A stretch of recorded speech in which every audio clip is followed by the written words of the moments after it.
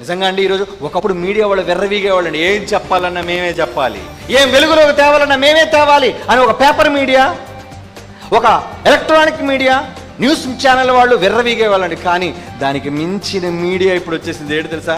Social media మనందరి చేతిలో. ఎవరి దగ్గర మొబైల్ ఉందో వాడు ఒక వార్తా విలేకరి.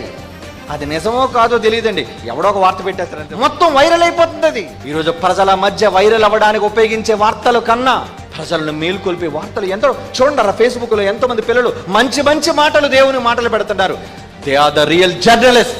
వాళ్ళు సత్యాన్ని చెప్పేవాళ్ళు, దేవుని మాటలను ముక్కలుగా భాగాలుగా ఈరోజు సోషల్ మీడియాలో పోస్ట్ చేసేవాళ్ళు ఉన్నారండి.